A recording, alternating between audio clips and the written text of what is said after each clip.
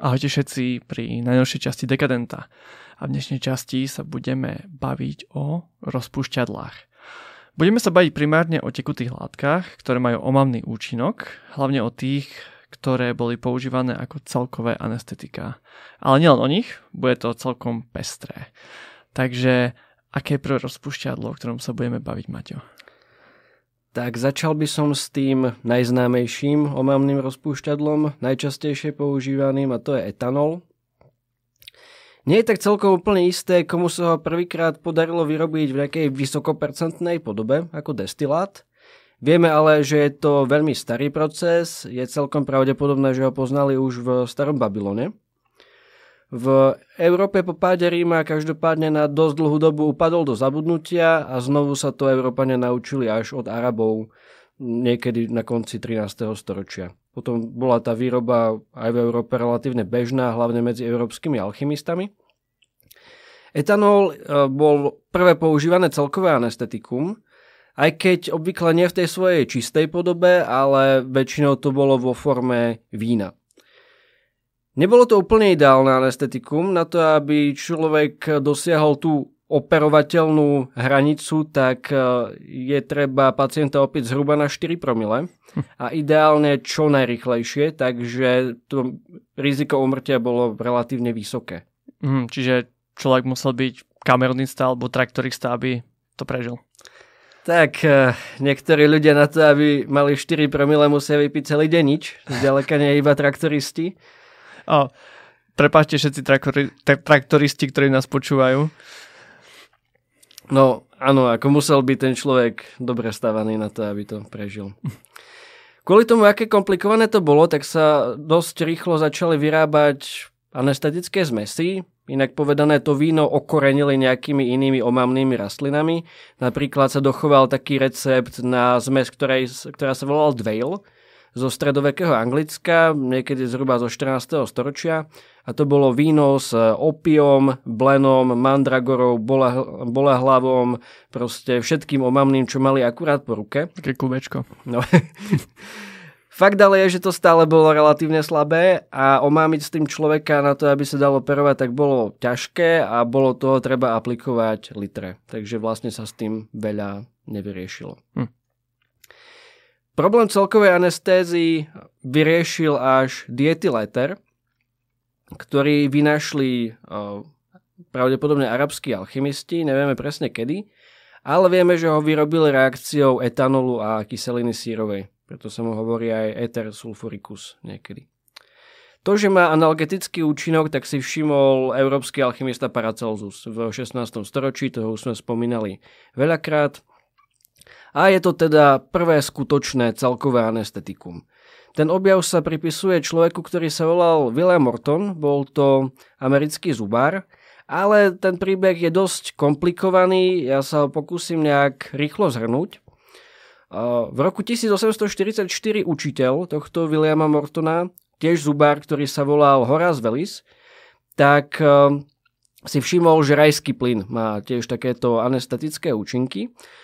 A rozhodol sa to predviesť lekárom. On to používal vo svojej zubárskej praxi, fungovalo to dobre, tak išiel teda na Harvard a že to predvedie miestnym lekárom, ktorí boli dosť skeptickí ohľadom toho.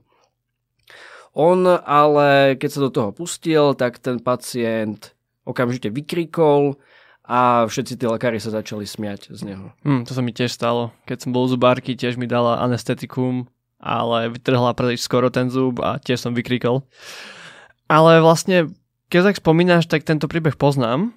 Vlastne je to z knihy Storočie chirurgov a tam bude iný dôvod. Tam to nie je kvôli tomu, že by nepočkal príliš dlho, ale ak si pamätám správne, tak ten pacient mal obezitu a bol alkoholik. A presne ten rajský plyn funguje menej na obezných ľudí a na alkoholikov. Takže mal trošku smolu na toho pacienta. Tak. Navyše, ak sa nemýlim, ten pacient ešte aj potom spomínal, že v skutočnosti žiadnu bolesť necítil. Jo. Ale vykríkol tak nejak Inštinktívne. No. Jasne, ako v tej dobe. Toto bol teda absolútny neúspech. O 2 roky neskôr sa ale vlastne učeň tohto Horáca rozhodol, že vyskúša to isté s inou látkou a to bol teda ten diethyléter. A jemu sa to podarilo. Robil presne to isté, išiel na Harvard do tej istej sály a mal s tým úspech. To Wells niesol veľmi ťažko, ten pôvodný. On vlastne potom začal na sebe experimentovať hlavne s éterom, ale aj s chloroformom, stal sa závislým na tých látkach, čo viedlo k jeho dosť drastickému úpadku, až nakoniec v deň svojich 33 narodenín tak vybehol v Londýne vybehol na ulicu a oblial nejaké 2 prostitútky, čo tam boli kyselinou. Za to skončil v cele, ale nejakým spôsobom sa mu podarilo presvedčiť stráže, aby ho doviedli domov, že si tam chce zobrať nejaké holiace potreby. Tie si zobral, okrem nich asi pol litra chloroformu. V cele sa potom nadýchal a podrezal sa britvou. Čo je dosť smutná irónia je, že zhruba 12 dní pred smrťou tak ho v Paríži uznali za objaviteľa anestézie. Že to bol vlastne on, nie ten Morton. Ale on sa to nikdy nedozvedel. Dneska má na náhrobku napísané There shall be no pain, takže nebude viac bolesti. Poetické.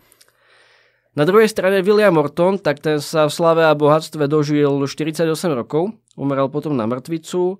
Jeho náhrobok je tiež poetický, ešte honosnejší, dalo by sa povedať. Je to celkom dlhé, tak ja poviem teda iba ten preklad. Je to niečo v zmysle, pred ktorým chirurgia bola vždy agónia, ktorý odvrátil bolesť v chirurgii, od koho má veda kontrolu nad bolesťou. Takže skromný chlapík, evidentne. Ja sa mi páčilo There shall be no pain. Áno. No, ale v skutočnosti to pravdepodobne nebol ani jeden z nich, kto objavil celkovú anestézu. Bol to americký lekár menom Crawford Long a ten už 2 roky pred tým Horácom Wellsom tak tiež s pomocou éteru tak dokázal odstrániť nádor z krku. Wow. Ale publikoval to až o 7 rokov neskôr. Takže až potom, ako sa odohrali všetky tieto veci. A čo má on na náhrobku? Moje povolanie je služba od Boha. No to je skromné. Potom v Bostonskom parku postavili sochu, ktorá je dnes známa ako Ether Monument, ale aby sa vyhli kontroverzii okolo toho, kto to vlastne objavil, tak zobrazuje anonymného lekára, ktorý je oblečený ako stredoveký španielský Maur. Maur je taký Afričan, v podstate Arab. OK. A ten pridržuje handru pri ústach bezvládneho pacienta. Čo teda dáva zmysel, lebo ten diethyléter sa ako anestetikum typicky vdychoval, aj rekreačne sa to tak obvykle robí dodnes, že ho ľudia dýchajú, ale dá sa aj piť, hoci je to technicky dosť problematické, lebo on na rozdiel od alkoholu, od etanolu nie je riediteľný s vodou a najvyššie sa ľahko odparuje. Musí mať človek na to trochu techniku, ako ho vypiť a rýchlo proste potom ho zapiť vodou. Pitie diethyléteru bolo bežné napríklad počas prohibície alkoholovej v USA. Čo je dosť ironické, tak v Írsku protialkoholické hnutie v 19. storočí dosť pretláčalo užívanie toho éteru namiesto etanolu. Pritom je nielen omamnejší, ale aj ďaleko návykovejší. Historicky bolo pitie éteru populárne hlavne v Poľsku. A dodnes sa to tam v niektorých častiach robí a robí sa to aj na Slovensku, konkrétne tam, kde žijú Rusíni hlavne. A bola o tom taká pekná reportáž spred asi plus minus 20 rokov. Tam nejaká babka spomínala, ako jej zať vypil pol litra toho diethyléteru za večer. Je to relatívne bežné.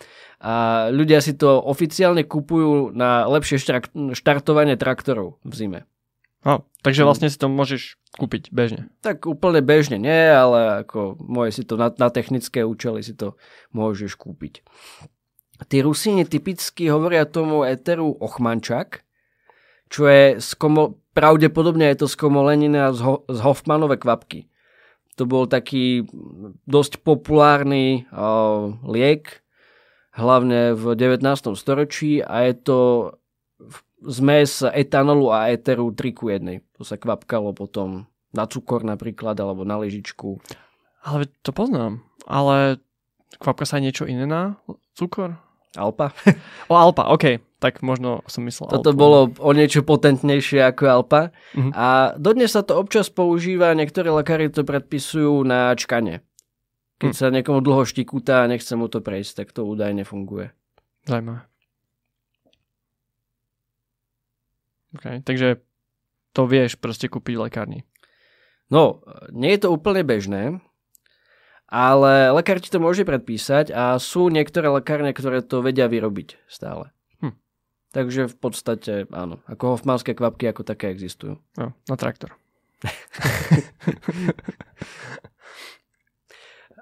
Hej, na traktor, to je zaujímavé, že jeden človek si založil podnikanie, bolo to medzi rokmi 59 až 62.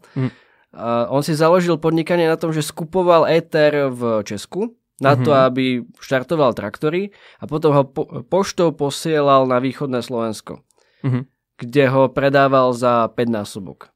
Tam si ho samozrejme ľudia kupovali na to, aby ho pili, nie na to, aby štartovali traktory. A tento človek menom Demeter Ilčisko tak na tom zarobil asi 60 000 korún, čo v prepočte na dnešnú infláciu je niečo vyše 1 100 000. Wow. Takže celkom slušné peniaze. A bolo to ilegálne? Akože keď vieme o tom, koľko zarobil, tak... Takto, éter ako taký ilegálny nebol. Áno. On bol legálny rovnako v Česku aj na Slovensku, ale na Slovensku ho bolo ťažké zohnať, preto on vlastne mohol vôbec takéto podnikanie založiť a hlavne nebolo legálne takýmto spôsobom hromadiť zisk. To bolo vlastne súkromné podnikanie a ešte k tomu s omamnou látkou, takže to bol ten problém. Potom ho aj vlastne zavreli za to. Inak účinok diety Leteru je podobný ako u alkoholu, aj keď je výrazne silnejší a má ešte taký halucinogénny k tomu koefekt. Môžete ho vidieť napríklad vo filme Stráhnus v Las Vegas. Tam majú kufrík plný rôznych drog a jedna z nich je aj diety Leter. Ale fakt je, že v tom filme je to popísané dosť nepresne a prehnane, povedal by som. Že síce áno, ten stav je silný, ale nie je to až také dramatické zase, ako je to popísané v tom filme. Ale tak v tom filme aj nevieš, čo mu baví prvé, druhé. No áno, tak on si tam dá 4 veci naraz, takže to je druhá vec zase. No a ďalšie rozpúšťadlo, ktoré sa začalo používať ako celkové anestetikum potom diety Letere, tak bol chloroform. Ten bol prvýkrát vyrobený až v roku 1831, ale inak vyskytuje sa aj v prírode, produkujú ho niektoré riasy alebo huby a prvýkrát v anestéze ho použil lekár menom James Simpson. Ten človek bol dosť kontroverzný. On na ňo vlastne prišiel tak, že s kamarátmi po večeri skúšali na sebe rôzne prchavé látky. Mali ich tam ako niekoľko na výber a nakoniec sa mu stalo to, že keď si dal ten chloroform, tak stratil vedomie. Vtedy vedel, že na to prišiel a začal to používať. Ten diety Leter už v tej dobe bol známy, relatívne rozšírený, tak on ho nahradil tým chloroformom. Toho sa potom ujal aj lekár menom John Snow, ktorého už sme spomínali v časti o cholere, a ten ho použil na pôrod 2 detí u kráľovnej Viktórie. Tá bola známa tým, že bola dosť naklonená medicínskemu pokroku. Okrem iného používal aj medicínske konope na bolestivú menštruáciu.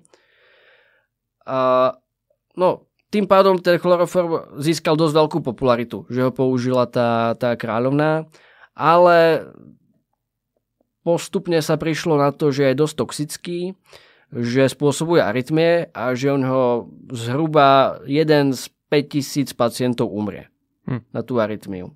Takže sa postupne od neho upúšťalo. Každopádne používal sa dlho a na západe bol myslím, že to bolo v Amerike, tak bol posledný krát použitý v roku 1987 až.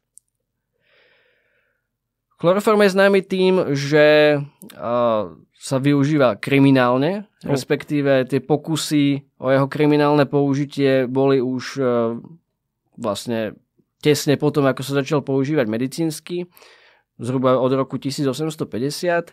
Fakt ale je, že ten taký klasický spôsob priloženia namočenej vreckovky k ústám obete nefunguje. Počkaj, to je ako niečo, čo sme videli vo filmoch, seriáloch, hrách.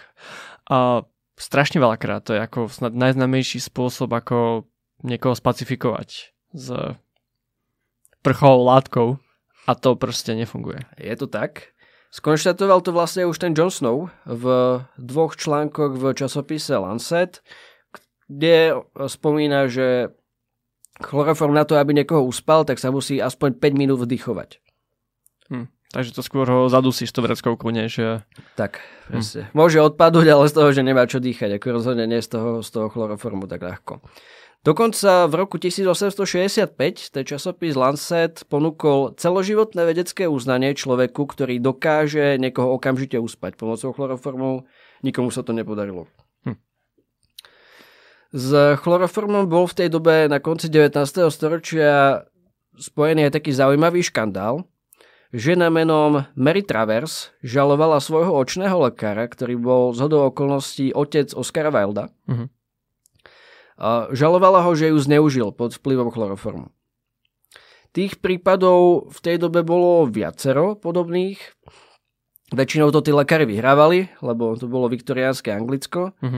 A obhajcovia tých lekárov väčšinou argumentovali tým, že chloroform je afrodiziakum a že tým ženám sa to zdalo, že mali sexuálne halucinácie vlastne pod jeho vplyvom.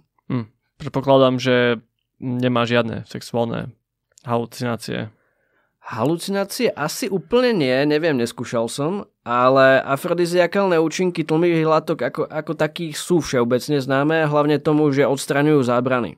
Tak ako aj alkohol, ale u rôznych takýchto látok je to výraznejšie často. Fakt je, že ľudia chloroform ako afrodiziakum používajú. Občas to dopadne zle. Je viacero zaznamenaných smrteľných nehôd. Takto keď ľudia napríklad si namočili ručník do chloroformu a dali si ho proste pri sexe na seba a nemali absolútne žiadnu kontrolu nad tým, koľko ho vdychujú. Čo je ďalšia vec, tak veľmi často sa chloroform kombinuje s ďalším, v podstate ďalšou prchavou látkou, amylnitritom, známym ako poppers. Sme zase spomínali v časti o trhavinách. Ten je dobrý na to, že uvoľňuje svaly. Taký diskotékový, že?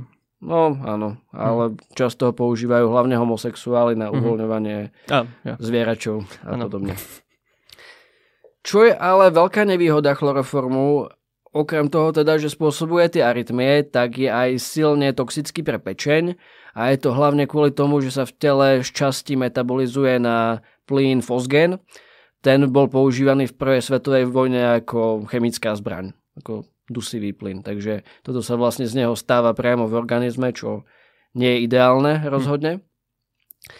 Kvôli tomu, že bol ten chloroform taký toxický, tak vymysleli tetrachlormetán, ktorý bol v roku 1864 uvedený ako bezpečnejšia alternatíva, ale v skutočnosti je ešte ďaleko horší.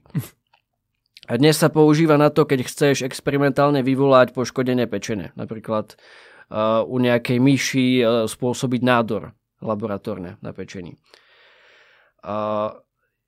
Je taký zaujímavý celkom historický prípad s touto látkou, ktorá inak veľmi často používaná ani v medicíne nebola, dnes sa už samozrejme nepoužíva vôbec kvôli tej toxicite.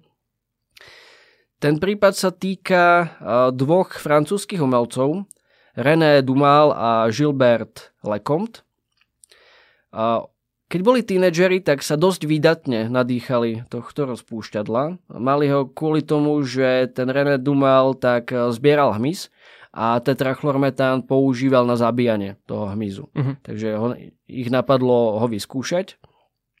Mali z toho halucinácie a založili umeleckú skupinu, ktorá sa volala Le Grand Jeu, Vysoká hra. Takže oni sa toho nadýchali a napadlo ich, poďme založiť umeleckú skupinu. No v podstate to tak bolo. Oni to popisovali ako veľmi silný mystický zážitok. Krátko na to spísali manifest a potom sa k nem pridali ďalší členovia a neskôr napríklad český maliar Jozef Šíma. Každopádne tá skupina nemala dlhé trvanie, obidvaja tí zakladajúci členovia tak umreli mladí. Hoci to nebolo priamo kvôli tomu tetrachlormetánu, ten Dumal umrel na TBC a lekom na infekciu zo špinavej ihly. Zo špinavej ihly. Je to tak, on bol ťažko závislý na morfiu a keďže nejak veľmi nedbal na hygienu a vlastne na nič, bol to veľký nihilista, tak si zvykol píchať to morfium do nohy rovno cez nohavice, bez toho, aby si ich dal dole. A tie nohavice, nutno dodať, nikdy nemenil ani ich nepral, proste mal na sebe stále tie isté extrémne špinavé nohavice. Mnoho ľudí ho varovalo, že to je zlý nápad a on dokonca sám vedel, že to je zlý nápad. Vo svojej poézii predpovedal, že toto bude príčina jeho smrti.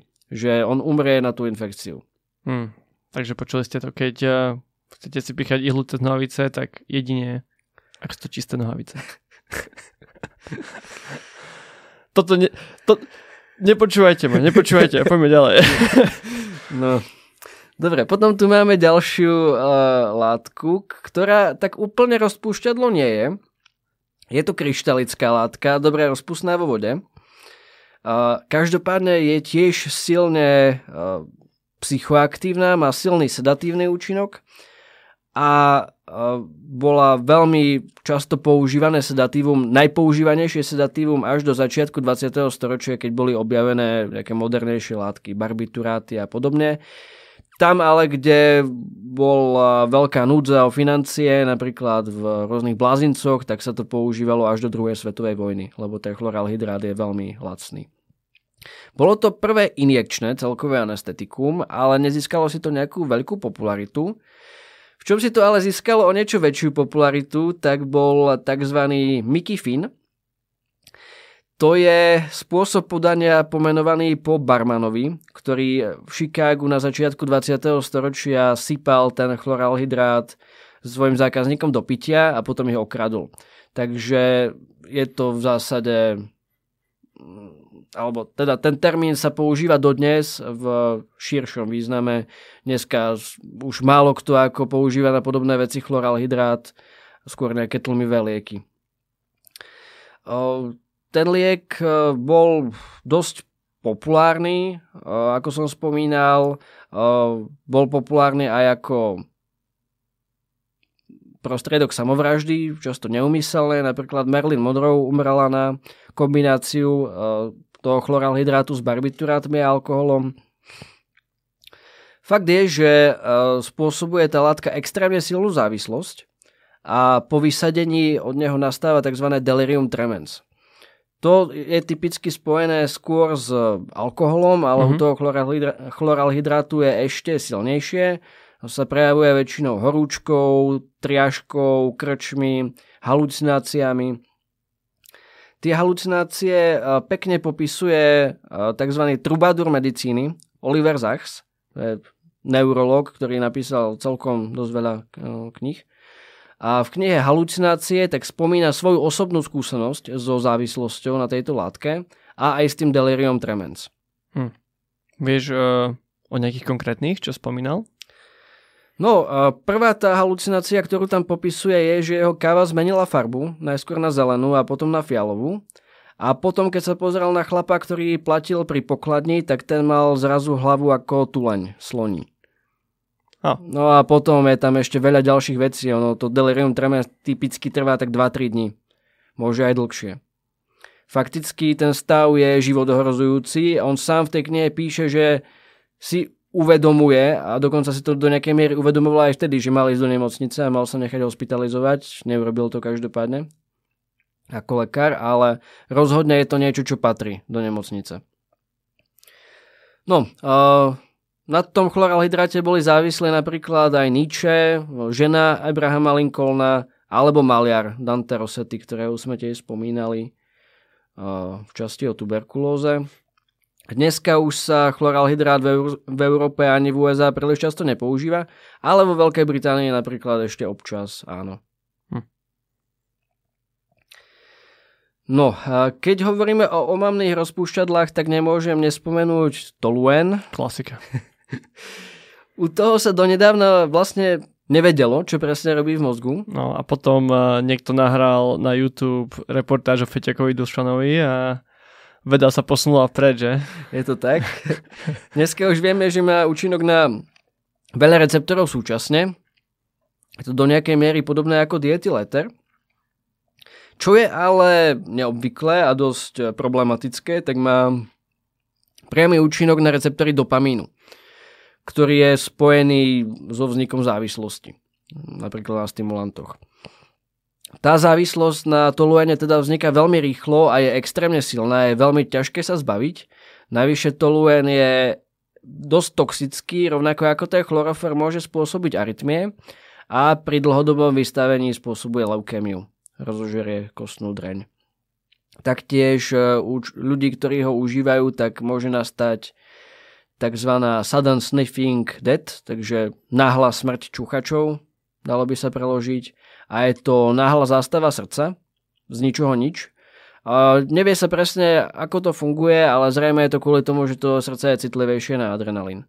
A to sa vyplavuje, ten adrenalín. Adrenalín ako áno, máš fyziologickú hodnotu, ale tým pádom, že je to srdce na jeho citlivé, tak môže z toho dostať infarkt v podstate. No a potom tu mám takú menej známu látku, gamma-butyrolakton. Tá sa používa ako čistidlo, napríklad dá sa to kúpiť ako čistidlo na grafity, to je typické uplatnenie. Ale keď ju vypiješ, tak v tele sa mení na gamma-hydroxymaslovú kyselinu, ktorá je už nejakých 30-40 rokov známa aj pod názvom tekutá extáza. Má to niečo spoločné s tou naozajstnou extázou? Alebo sa tomu len tak ako vraví? No čo sa reálneho účinku týka, tak má spoločné veľmi málo. Extáza teda MDMA, metylendioxymetamfetamín je stimulant, toto je vyslovene tlmivá látka, ale majú spoločné to, že obidve uvoľňujú zábrany. Hoci každá tá látka iným spôsobom. Preto ich ľudia často užívajú na podobných miestach, diskotéky, festivály a podobne. Okrem toho, že sa používa ako rekreačná droga, tak je nechválne známa ako častá látka používaná pri date rape. To je niečo v podstate podobné ako ten Mickey Finn, čo sme spomínali. Je to väčšinou omámenie niekoho za účelom znásilnenia. Ona je v tomto výhodná kvôli tomu, že rýchlo vyprchá a ťažko sa tým pádom detekuje. Takže pokiaľ sa tá obeť rozhodne napríklad až po 2-3 dňoch, že zajde na políciu, tak už ten toxikologický rozbor dosť pravdepodobne nenájde nič. Inak bola v minulosti používaná aj v štandardnej medicíne, aj ako celkové anestetikum. Čo je zaujímavé, tak sa dodnes v niektorých krajinách európskych používa na liečbu alkoholizmu, napríklad v Rakúsku. Ona sama o sebe je málo návyková, takže je to výhodné. Ako to vlastne funguje? Ako pomáha pri tej liečbe? Viaže sa na rovnaké receptory ako alkohol a vďaka tomu zmierňuje tie abstinenčné syndromy. Takže vlastne chápem. Nemusíš piť, ale nemáš také zlé stavy. Áno, pomôže ti prekonať to najhoršie vlastne. Taká substitučná liečba v podstate. Inak ju celkom často používajú aj športovci na zlepšenie regenerácie. Údajne je to aj anabolikum, ale to sa nikdy tak úplne nepotvrdilo. Ona sama o sebe je dosť hnusná. Má takú nepríjemnú vôňu. Je to asi dosť ťažké do seba dostať. Ale v malých koncentráciách je prirodzenou súčasťou arómy niektorých vín alebo pív. Tam tomu dáva taký finish. A chvost, alebo ako sa tomu hovorí. Áno. Ale to je spojené skôr s takou negatívnou konotáciou. No. Hej. Chvost? Neviem. Nie, tak máš hlavu, telo a chvost? OK, tak asi? Taký vocas. Napíšte do komentárov, ako to je. No, ale bola s touto látkou aj taká kauza v Austrálii v roku 2007, tak plastové hračky pre deti obsahovali chemikáliu, ktorá sa z nich uvoľňovala a keď to tie deti žuvali, tak sa v ich organizme metabolizovala práve na tú gamma-hydroxymaslovú kyselinu, na tú tekutú extázu. Čo viedlo k tomu, že 3 deti potom skončili v nemocnici. Takže športovcov to regeneruje, ale deti to pošlo do nemocnice. Tak, lebo vážia 10% toho, čo nejaký športovec. Ale teraz si predstavím športovca, ako žuje takú tú hračku z Austrálie. Tiež sa rozmýšľala tým, že či ich potom začali ešte skupovať, kým boli na trhu vo veľkom. No a spomínali sme rôzne látky, ktoré sa dajú použiť ako celkové anestetika. Fakt ale je, že v podstate hociaký plyn, teda okrem helia, v dosť vysokej koncentrácii spôsobuje narkózu. K tomu značne prispieva hĺbka napríklad pri potápaní, preto potápači obvykle, aspoň v tých lepších vzduchových bombách, nemajú klasický vzduch s dusíkom, ale majú tam zmes helia a kyslíka, takzvaný heliox, čo je ale výrazne drahšie. Vďaka tomu vlastne sa im nedieje tá narkóza. Čo je taká celkom zaujímavá zmes, je tzv. Karbogén, ktorému sa hovorí aj medunová zmes. Vo svojom pôvodnom zložení to bolo 30% oxidu uhličitého a 70% kyslíka, ale funguje v podstate aj iné zloženie, pokiaľ to má aspoň 15% oxidu uhličitého. Ide v podstate o to, že keď ju človek vdychuje, tak to telo interpretuje ako dusenie. Tým pádom to vyvoláva taký zmenený stav vedomia. Holotropy. Áno, v podstate.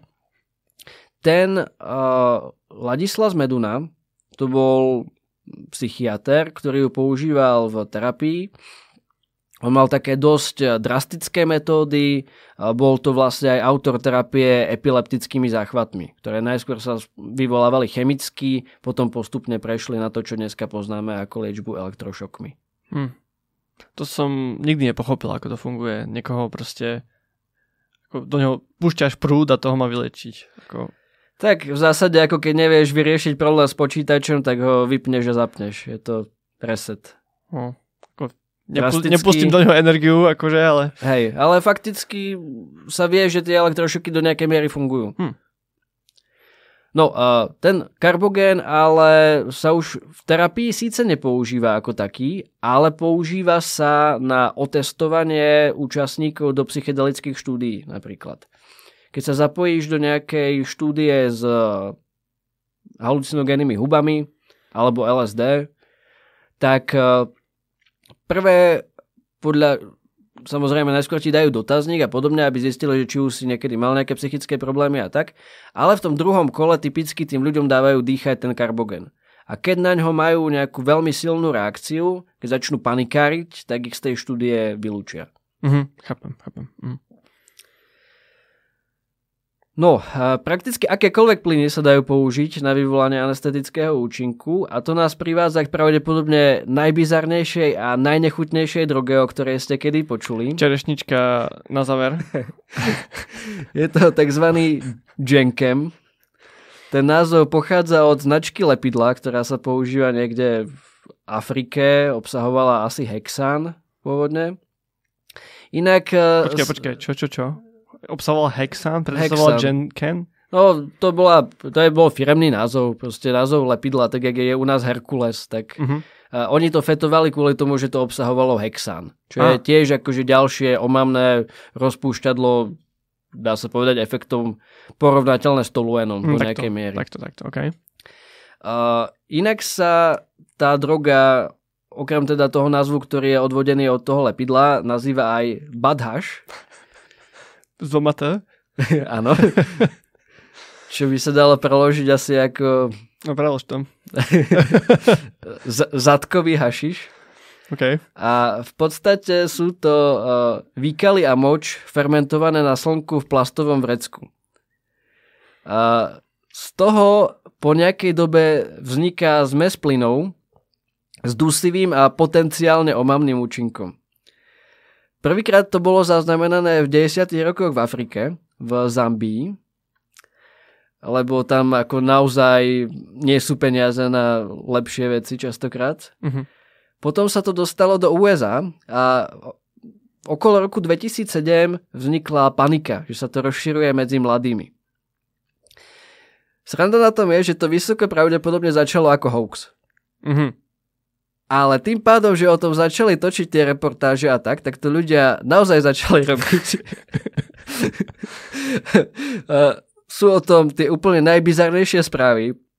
A jedna z tých úplne top je z roku 2010, keď Florida Man, chlapík z Floridy, mal mať údajne v prenajatom byte laboratórium na výrobu tejto veci. Počkaj, to som asi aj videl. Hej. A čo tam bolo? Ako to skončilo? Oni zapečatili tú budovu? No, ona smrdela tak hrozne, že ju pravdepodobne budú musieť zbúrať. Okay. Nevieme, ako to dopadlo, ale v tej reportáži, z ktorej je dokonca aj video, sú tam rozhovory s jeho susedmi a podobne. Škoda, že tam nie je samotný ten chlapík, ten výrobca. Tak vravia, že pravdepodobne ako tá budova bude na zbúranie. No, tak to je drsné. Takže tu máte čerešničku na shitcake na záver. Na záver, že? Na záver, áno. Tak. Tak sme radi, že ste nás počúvali dneska pri tejto obmamnej časti a počujeme sa na budúce. Aj vidíme. Áno. Aj vidíme, to je pravda vlastne, novinka, máme video. Takže keď nás sledujete na YouTube, tak môžete vidieť konečne, ako vyzeráme. Takže tak. Dobre, majte sa pekne. Čau. Do počutia. Do počutia.